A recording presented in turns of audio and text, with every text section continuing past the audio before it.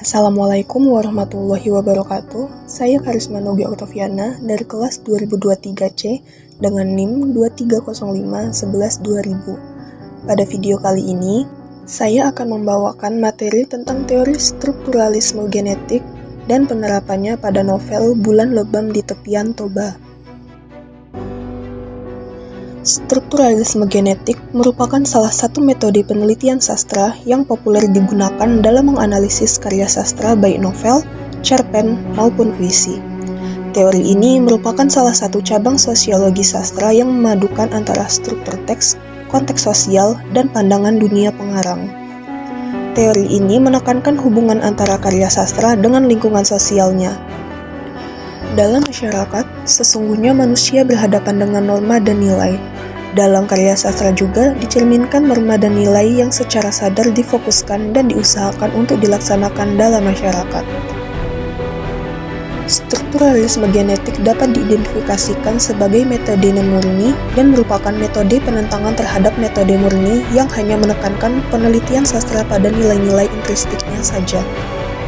Dapat disimpulkan bahwa strukturalisme genetik adalah metode penelitian sastra yang menganalisis tidak hanya pada sisi intrinsiknya saja, tetapi juga unsur-unsur pembangun yang berada di luar karya sastra.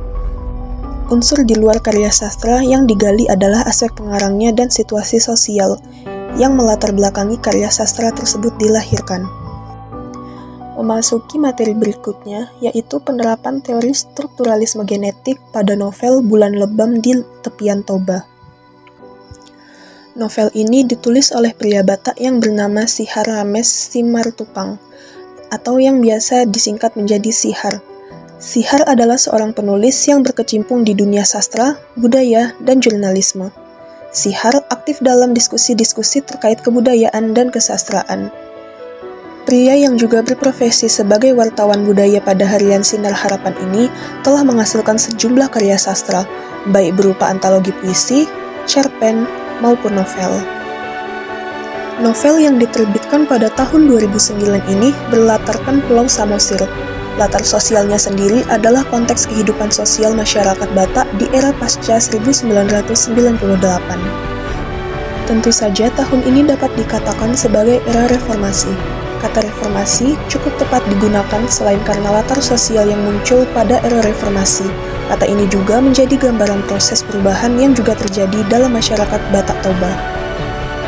Novel ini menceritakan tentang kisah seorang anak Batak Toba yang menemui perubahan kehidupan sosial Batak Toba. Novel ini mengangkat isu tanah adat sebagai akar atau dasar pengembangan alur ceritanya. Tokoh utama dalam novel ini sendiri adalah tokoh Hamonangan atau Monang, seorang Batak Toba terpelajar yang memiliki pemahaman baru terkait dunia politik dan dunia sosial. Ini dapat terjadi karena karir pendidikan dan keorganisasian Monang yang berkembang di tanah perantauan di Pulau Jawa. Cerita di novel ini dimulai dari kegelisahan tokoh Datuk tentang perubahan yang terjadi dalam masyarakat Batak. Kegemaran pada judi, alkohol, dan tindak kekerasan yang terjadi menjadi hal utama yang menjadi atensi tokoh Datuk.